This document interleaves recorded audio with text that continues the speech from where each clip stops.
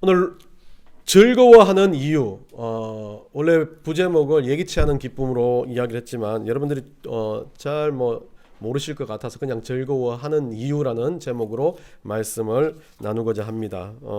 로마서는 좀 딱딱하고 어려운 말씀 같지만 그래도 로마서를 우리가 한번 읽다 보면 참 그 깊은 묘미에 빠져들 수 있는 그런 사도 바울의 기록이며 또 하나님의 거룩하신 말씀이라고 믿습니다. 로마서를 통해서 오늘 우리가 기뻐하는 이유, 왜 즐거워해야 되는지라는 그런 제목으로 말씀을 나눠보고자 합니다. 세상의 사람들은 많은 사람들이 운명론자처럼 살아갑니다. 대선을 하면 누군가 되어질 것이 운명이다 라고 이야기하며 남편을 만나고 또 아니면 인생을 살아가고 직업을 만나는 모든 것도 운명이라고 말하는 사람들이 참 많습니다. 결국 점을 보든지 아니면 저런 잘못된 우상을 섬기든지 모두 다 무언가 연결 짓고 싶어서 이 운명론을 남기는 겁니다. 불안하니까 그렇습니다. 뭔가 내가 살아가는 이 세상에 나의 존재 자체가 무언가에 의해서 잡혀지거나 아니면 좀 무언가 인도된다는 것을 느끼지 못하는 사람들은 불안하기 시작합니다. 그래서 붙잡기 시작합니다. 점을 보고 무언가 좋은 것들, 좋은 말을 하는 것들에 대해서 귀를 기울입니다. 그러면서 사람들이 하는 모든 것들은 그것을 꼭 연결짓고 싶어 하는 겁니다. 점을 보고 나면 뭔가 많은 나쁜 이야기들도 하지만 나쁜 이야기뿐만 아니라 좋은 이야기들을 계속 반복적으로 머릿속에 새기면서 그렇지 않을까라고 하면서 연결을 짓습니다. 또한 어떤 지나가는 사람을 만나면 그 사람과 내가 인연이 되지 않을까라고 생각하는 그런 운명론을 가진 사람들이 참 많이 있습니다. 결국 우리는 인간의 본성이란 건 무언가 관계하고 싶은 겁니다.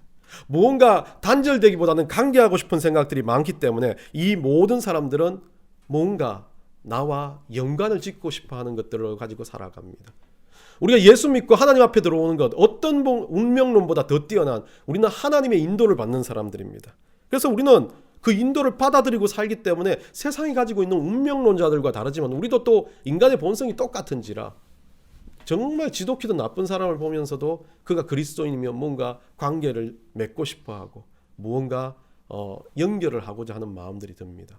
그런 인간적인 생각보다 더 중요한 건 우리가 하나님 앞에 우리 운명을 뛰어넘는 게 하나님 앞에 관계되어졌다는 이 사실을 알게 된다면 어떤 것도 그 모든 것들을 뒤덮을 만한 그런 은혜는 없다는 겁니다.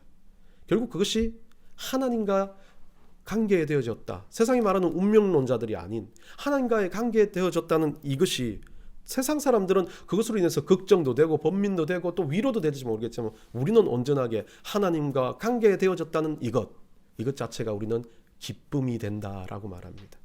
성경은 그래서 늘 말합니다. 고린도전서에도 말한 것처럼 항상 기뻐하라. 쉬지 말고 기도하라. 데살로니가 전서입니까? 예. 항상 기뻐하라. 쉬지 말고 기도하라는 이 전제에 예수 그리스도를 믿는 하나님 백성들은 항상 기쁘다라는 전제를 가지고 있습니다. 그것은 믿음이 있기 때문에 그렇습니다. 그래서 하나님과 우리가 운명론자처럼 운명 지어진 게 아니라 하나님과 우리가 끊을 수 없는 고리, 믿음의 고리로 묶여졌다는 것을 이야기하는 겁니다.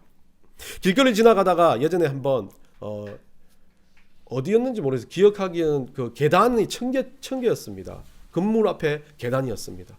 근데 거기에 엄청나게 이 노란색 종이 쪼가리 뭉치가 거기 위에 있는 겁니다. 너무 그것도 제가 스캔을 해본 결과 이게 다발입니다. 여러분들이 생각하는 그것 다발이라면 이거는 좋기 100장은 될 것 같다. 순간 사람들이 없는지 저도 주변을 살핍니다. 그리고 나서 주변을 살피고 난 다음에 그쪽으로 다시 유심히 바라보면서 천천히 걸어가서 그것이 무엇인지 확인을 합니다. 가면서 오만 생각이 다 합니다. 어떻게 주울까? 이건 덩어리라. 여러분들 동전 같은 거는 밟으면 되는데 이건 덩어리라 밟을 수가 없는 겁니다. 좀 굵직하게 여러분들 아시잖아요. 한 묶음 얼마나 굵직합니까? 정말 그 위에 새뜻하게 그 은행에서 처음 나온 것처럼 끈까지 묶여 있어요. 이야, 이것만 있으면 그때가 제가 대학교 지나갈 때 한참 이 우리 붉은 신사임당이 나왔을 때 얼마 되지 않았을 때 이것만 있으면 와, 이게 원래는 우리가 그 파란색 녹색입니까? 그걸로 계산하면 그래 얼마 되지 않았는데 이건 5배지 않습니까? 이거는 등록금도 남는 돈입니다. 하는 마음에서 받으면 에게. 야, 세상이 가짜를 어떻게 그렇게 잘 만들어놨어요? 그게 그 말하더라고. DM으로 보니까 찾아보니까 여러분들 브루마블 게임이라는 게 비싼 게임이 있대요. 그건 진짜 돈과 가치를 만들어 놓는데요. 그것도 그걸 왜 브루마블 게임을 새로 만들었어요? 왜 꼭 황토색 그 돈과 똑같이 생겼냐는 거예요. 그런데 거기에 가까이 보니까 그것은 100만 원권이더라고요. 한 장에. 노란색 모양은 똑같은데.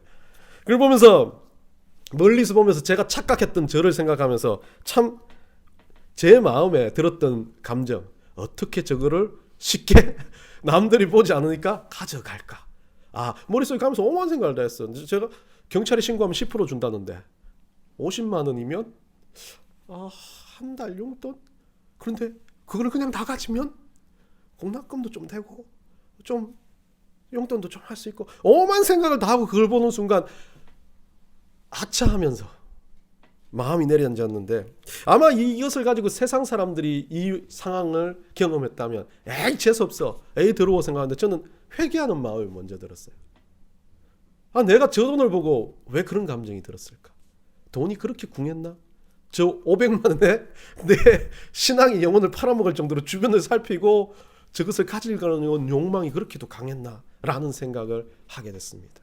그러면서 그 생각과 함께 드는 생각이 그 종이 쪼가리를 그래도 신기해서 들고 그 앞에 있는 그 누군지 모르게, 그때는 이제 완전히 마음이 풀렸으니까 누군지 모르게 흘려든 사람이 가져가라고 그 난간 위에 놓으면서 돌아오며 생각이 드는 게 내가 참 속물과 같은 사람인데 그래도 이렇게 경험할 수 있어서 감사하다.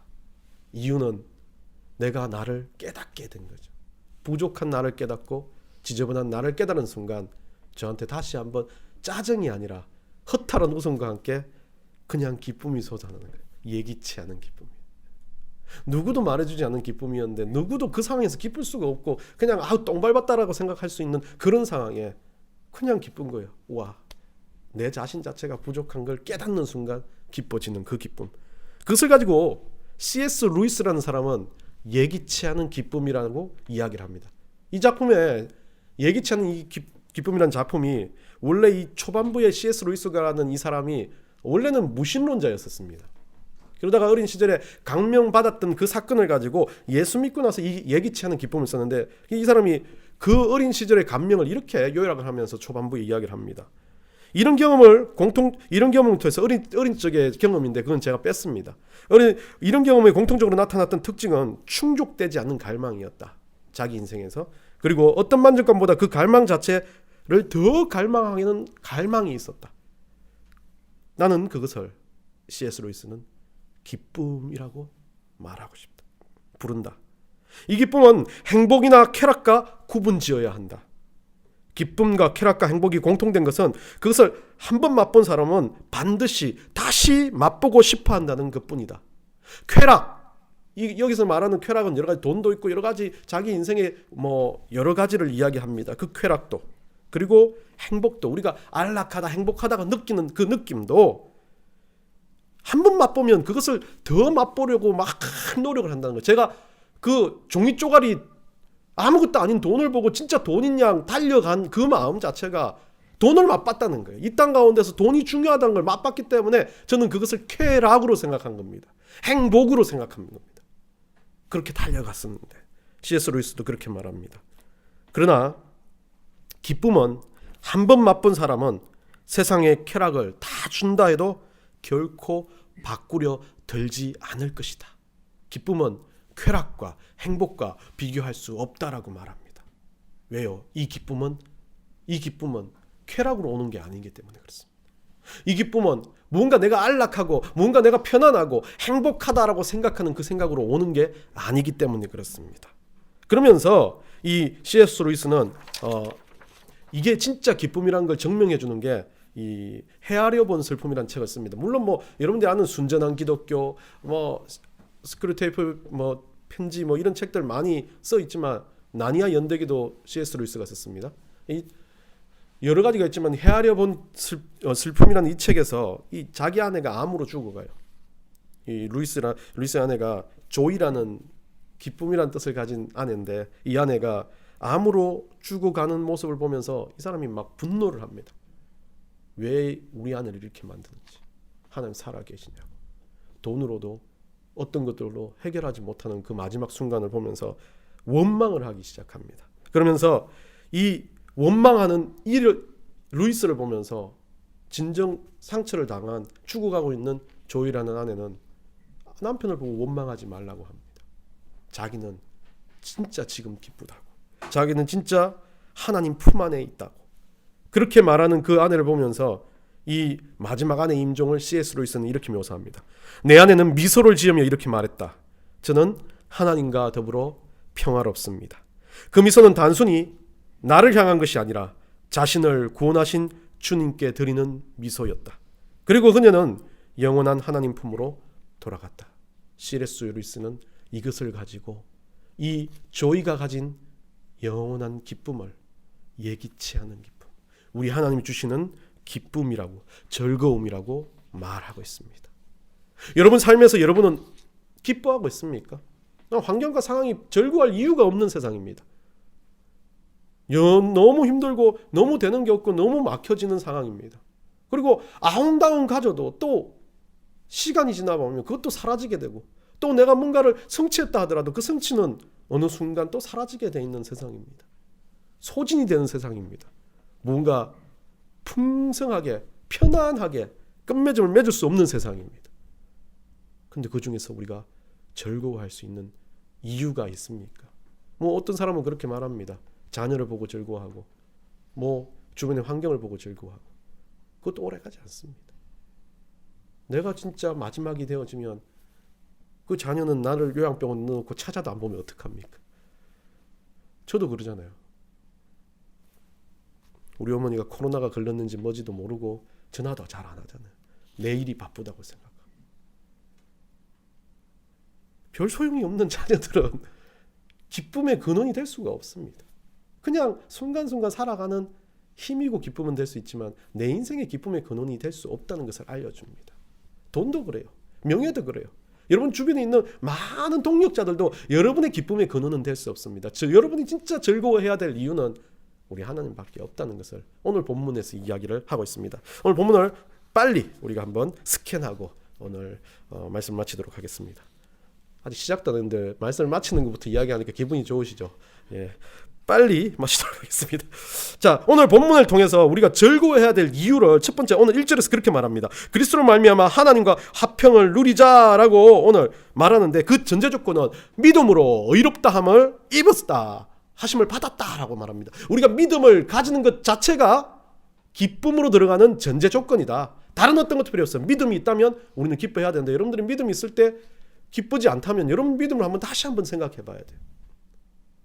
우리가 믿음으로 의롭다함을 받았는데 그 어떤 것도 비교될 수 없는 기쁨이 여기에서 출발을 한답니다. 이 근원이 여기에 있다고 말합니다. 근데 그 근원 안에서 우리가 누릴 수 있는 기쁨의 첫째는 오늘 뭐라고 말합니까? 예수 그리스도로 말미암아 하나님 화평을 누리는 겁니다. 자, 하나님과 화평을 그리스도와 함께 예수 그리스도로 말미암아 하나님과 화평을 누리자인데 여기서 누리자 같은 게 우리가 의지적으로 누리는 것 같아요. 이 화평 자체도 우리가 말하는 평화의 느낌보다 더 깊이 있는 의미를 이야기하고 있습니다. 기쁨으로 꽉 차져 있는, 막 여러분들 그거 아시죠? 예전에 제가 어릴 때 물고기 잡으러 갔는데 비가 오고 나면 하수구 물에서 물고기가 엄청나게 쏟아져 나옵니다. 왜냐하면 저 옛날에는 별로 그렇게 더럽지 않았으니까 논에서 이렇게 논가에 뚜렁에서 들어오는 물이 막 빨리 쏟아지니까 물고기가 나올 수밖에 없습니다. 그래서 족대를 집어넣고 땡기기만 하면 막 거기 막 바글바글 물고기가 나와요. 일종의 이 화평은 이거예요. 무언가 탕아리 같은 무언가 있는 자리에서 그 안에 뭔가 가득 들어있는데 손만 집어넣다 빼도 막 바글바글하게 올라오는 거. 그것 자체를 저는 기쁨이라고 생각합니다. 화평이란 건 하나님 주시는 믿음으로 말미암아 우리 안에 넘치는 기쁨이 있을 때 평안해질 수밖에 없어요. 그는 평안을 뛰어넘는 화평이란 단어를 쓰고 있습니다. 기쁨이 막 폭발을 하니까, 내 안에 기쁨이 넘쳐나니까 분노도 짜증도 다 덮을 만한 화평이 들어온다는 이야기를 합니다. 그러면서 이것을 가지고 누리자라고 이야기합니다. 누리자라는 단어는 에코멘이라는 단어를 쓰고 있는데 이것은 그냥 누린다는 이 수동적인 의미가 아니라 있다라는 그냥 단어로 쓰여지게 합니다. 보통 있다라는 단어로 쓰여집니다. 그러면 원래 원전으로 해석해 본다면 화평을 누리자도 되지만 하나님과 화평이 있다라고 되어지는 거죠. 완전 다른 의미가 되지 않습니까? 우리 한글로 이야기하면. 이것은 하나님 안에서 우리가 즐거워하는 이유 중에 가장 진실한 건 내가 그것을 화평을 누리기 전에 믿음을 가지기 시작하면 하나님한테 뭐가 있어요? 화평이 있어요. 있으면 어떻게 해요? 하나님 앞에 화평이 있으면 우리가 그 화평을 누리기 위해서는 믿음으로 그 안으로 어떻게 해요? 들어가야 되는 거죠. 화평은요, 내가 의지적으로 누리는 게 아니에요. 내가 의지적으로 잡아당겨서 되는 게 아니에요. 예수 그리스도를 내가 잡아당긴다고 되는 게 아니에요. 내가 예수를 닮아가면서 화평 속으로 다이빙하는 거, 들어가는 거, 점프해서 그 안에 푹 빠져버리는 거, 그게 바로 진짜 화평한 거라는 거죠. 그 안으로 빠져버리면 어때요? 그 안에 들어가 있으면 어때요? 내 옆에 있는 모든 치는 것들이 다 기쁨이에요. 뭐 이래 말하면 정말 짜증나고 막 그렇게 모르겠지만 주변에 코로나 환자가 너무 많아졌어요. 예.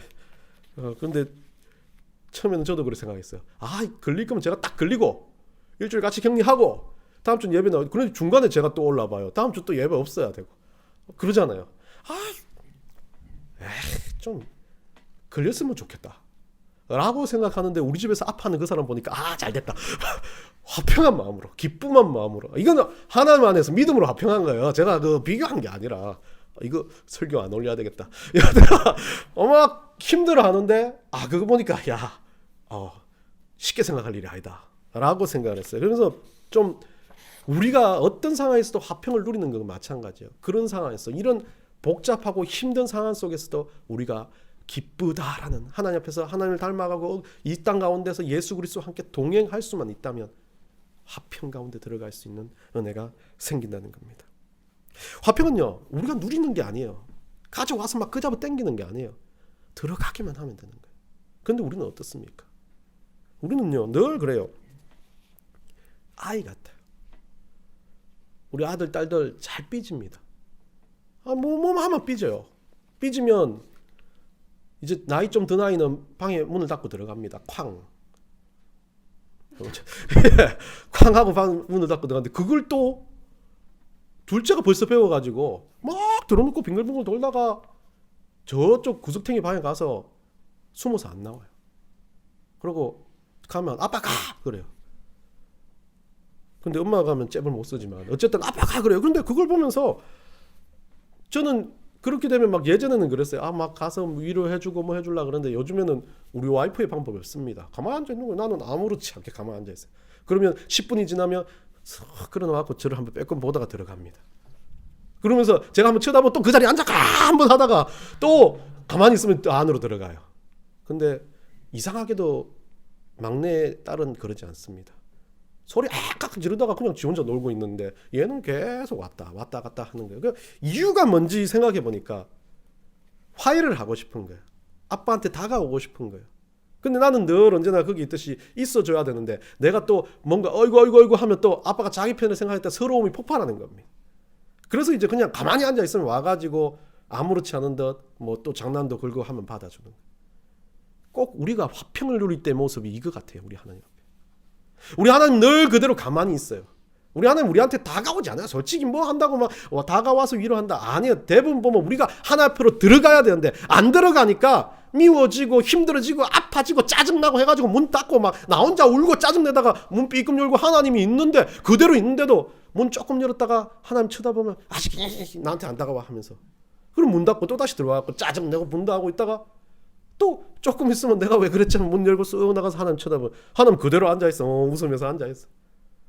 그런데 또 그 웃음을 보면 하나님이 나한테 안 다가와줘 또 문 콱 닫고 들어가가지고 삐져가지고 결국은 어쩝니까? 두 손 두 발 들고 하나 앞에 가서 또 애교 부리고 좋아하는 이게 화평의 모습인데 우리가 들어가는 거예요. 하나님은 언제나 그 자리에 계시고 웃는 마음으로 똑같은 우리의 인간보다 더 저보다 아빠란 저보다 더 깊은 마음으로 다 알고 기다려주시는데 우리가 문을 닫아버리는 거죠. 우리가 짜증을 내고 분노를 내고 기쁨을 폐쇄해버리는 겁니다. 오늘날 우리는 절거해야 될 이유가 이게 하나님 안으로 우리가 들어갈 수 있다는 이 근거 하나요. 믿음이란 것 때문에 우리가 할 수 있다는 거잖아요. 세상 사람은 못한답니다. 믿음으로 의롭다함을 칭함을 받은 우리는 이것을 할 수 있다는데, 화평 가운데 들어가고 기쁨 가운데 들어갈 수 있다는데 우리는 그것에 대해서 놓치고 사는 경우가 참 많이 있다는 겁니다. 우리가 즐거워해야 할 이유는 우리에게 주신 믿음이 있기 때문입니다. 우리가 즐거워해야 될 이유는 값없이 그 믿음을 주시고 예수 그리스도의 죽으심으로 인해서 우리의 모든 죄값을 사해 주셨다는 거예요. 우리는 이 기쁨보다 더 기쁨, 이것보다 더 황홀한 은혜를 받은 게 없습니다. 그 두 번째는요, 뭐라고 되어 있냐면 2절에 이렇게 되어 있습니다. 믿음의 안에서 모든 표현들이 한번 우리가 읽어보겠습니다. 또한 그로 말미암아 우리가 믿음에 서 있는 이 은혜에 들어감을 얻으며, 하나 더 말하는데 화평을 누리고 그 다음 이제 우리가 믿음에 서 있는 이 은혜에 들어감을 얻었다라고 말합니다. 은혜를 얻었다. 뭐 하면요? 믿음에 서 있으면, 믿음으로 서 있으면 된다요. 믿음으로 그냥 그 자리에 서 있으면 된대요.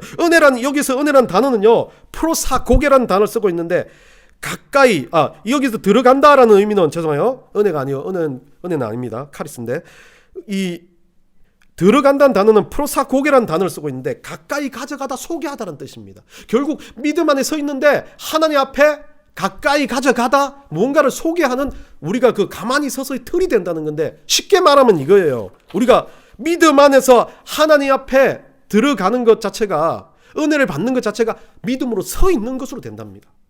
믿음으로 서 있는 건 다른 말로 하나님 앞에 들어가게 하는 건데, 내가 들어간 게 아니라 나도 들어가지만, 하나님 닮아가지만 주변 모든 것들이 나로 인해서 소개받게 된다는 거예요. 나로 인해서 하나님 안으로 들어갈 수 있게끔 만들어주는 통로가 될 때, 그것 자체가 하나님은 뭐라 그럽니까? 우리를 가지고 영광이라고 말한다는 거죠. 우리 영광에 대해서 참 많이 이야기했었습니다. 제가 하나님이 영광이 되는 거. 그 여기서 사도 바울은 여기서 말한, 로마서에서 말하는 그거예요. 영광이 되는 건 막 의지적으로 내가 뭐 엄청난 일을 하고 엄청난 헌금을 하고 교회를 짓고 막 화려한 일들을 하는 게 아니라고. 그냥 하나님 앞에 어떻게 해요? 서 있는 거. 서 있으면서 뭐 하는 거예요? 나라는, 예수 그리스도를 믿는 나라는 존재를 통해서 누군가가 예수 그리스도를 소개받을 수 있다는 거, 누군가가 예수 그리스도를 볼 수 있게 만들어준다는 거, 이것만은 영광이 없다는 겁니다. 내가 그냥 화평 가운데 빠져가지고 미친 사람처럼 기뻐하는 거예요. 기뻐. 짜증이, 분노가 좀 나도 뭐 그럴 수 있죠. 그거 다 삭히면서 살아가요. 누군가 나를 보면서 미친 거 아니야? 라고 생각하는 거. 그거 자체가 하나님께서 은혜라고 말하는 겁니다. 우리는 찌그러져서 깡통처럼 쓰레기통에 처박혀 있는 그리스도인이라 할지라도, 누군가는 그렇게 말해요. 언젠가는 이 찌그러진 게 회복되지 않겠냐. 예전에 제가 이 물병 확 하고 후 보니까 확 펴졌다 그러잖아요. 근데 중요한 건, 여러분, 그때는 펴지는 것에 대해서 많은, 우리가 회복에 대해서 이야기할 때지만 회복이 되잖아요. 찌그러졌다가 회복이 됩니다. 근데 어때요? 자글자글한 주름은 그대로 남아 있습니다. 흉터가 남아 있듯이 주름은 그대로 남아 있습니다. 아팠던 흔적, 힘들었던 흔적 분명히 그대로 남아 있습니다. 그런데 어때요? 내 몸은, 내 모습은 찌그러져 있지 않습니다. 흔적은 그대로 남아 있지만 팡팡하게 펴져 있는 거죠. 그건 하나님이 우리에게 허락하시는 이 화평 가운데서의 은혜예요. 아무리 스크래치가 나고 상처가 나고 아픔이 있고 어려움이 있어도 우리는 그리스도 안에서 이 모든 일에 믿음을 가지고 서 있고 믿음을 가지고 굳건하게 살아가는 모습을 보여준다면, 그 모든 상처들은 우리 외면적으로는 낼지 모르겠지만 우리 안에 있는 속사람은 더 강건해서 이 상처들을 덮고도 남을 즐거움이, 은혜가 흘러 넘친다는 겁니다. 마지막으로 세 번째입니다. 기쁘고 감사하시죠? 예. 마지막 세 번째 3절 5절 똑같은 말씀하고 있습니다. 여러분들이 읽어보시면 되겠지만, 뭐 환난 중에서 기뻐하고 연단은 인내로, 좀 막 이거 가지고도 설교 많이 하시는 분이 있겠지만, 이 세 가지 3절은 똑같은 이야기를 하고 있습니다. 다른 말은 우리가 환난 가운데, 어려운 가운데 있을 때 인내를 가지게 되고, 인내를 가지고 마지막에 소망을 품게 되는 모든 것들, 이유는 뭐라고 되어 있습니까? 마지막 5절입니다. 하나님의 사랑이 우리의 마음에 부은 바 됨이라. 우리 가운데 이 환난 가운데 인내를 하고, 연단 가운데 인내를 하고, 인내 가운데 소망을 가지는 가장 큰 이유는 사랑이 있기 때문에 그렇다는 거예요. 하나님이, 우리 하나님이 사랑이시라는 그 하나님께서 우리에게 사랑이란 걸 보여주셨고, 우리에게 사랑이란 걸 심어주셨고, 우리에게 사랑이 있기 때문에 즐거워하고, 우리에게 사랑이 있기 때문에 인내도 하고, 우리에게 사랑이 있기 때문에 그 모든 것들을 뛰어넘는 천국의 소망을 가지게 하셨다는 것 때문에. 그게 우리 하나님 사랑이라는 겁니다. 쉽게 말하면 우리가 즐거워해야 될 이유는, 우리가 즐거워해야 될 가장 큰 이유는 하나님의 사랑을 받았고 그 사랑을 우리는 또 누군가에게 전달하는 그런 존재이기 때문에 그렇습니다. 하나님 사랑을 받은 자가, 그 큰 사랑을 느낀 자가 누가 나한테 괴롭히는, 누가 나한테 좀 짜증내는 아주 작은 분노 때문에 이 사랑을 던져버리지 못해. 그 사랑은 어때요? 그것을 듣고도 남는 태평양과 같은 그런 웅장한 바다와 같은 사랑이라는 겁니다. 결국 오늘 쉽게 생각하면 키워드는 세 가지입니다. 첫 번째는 뭡니까? 화평입니다. 두 번째는 뭡니까? 영광입니다. 영광이 은혜입니다. 세 번째는 뭡니까? 사랑입니다. 참 쉬운 거죠. 우리가 즐거워해야 될 이유, 우리가 기뻐해야 될 이유, 우리가 감사해야 될 이유, 우리가 살아가야 할 이유, 우리가 주님 앞에 서 있어야 할 이유는 이것 때문이라고 말하고 있습니다. 힘든 상황, 어려운 상황, 아픈 상황이 계속됩니다. 여러 가지 힘든 것들 가운데 우리가 뭔가 좌우로 정신없게 살아가야 될 시간이기도 합니다. 이 시간에 우리가 깊이 있게, 나는 얼마나 화평하고 있고, 얼마나 주님 앞에 기쁨으로 차 있고, 나는 얼마나 주님의 은혜와 영광 가운데 살아가고 있고, 나는 그 사랑을 오늘도 누리고 있냐라는 그 조건을 가지고, 여러분은 그 조건에 부합하지 않는다 할지라도 주님, 이 조건 때문에 내가 즐거워하겠습니다. 이 조건 때문에 내가 예수 그리스도를 닮고 우리 주님의 화평 가운데로 내가 점프해서 들어가겠습니다라고 고백하는 여러분들이 되시기를 간절히 축원합니다.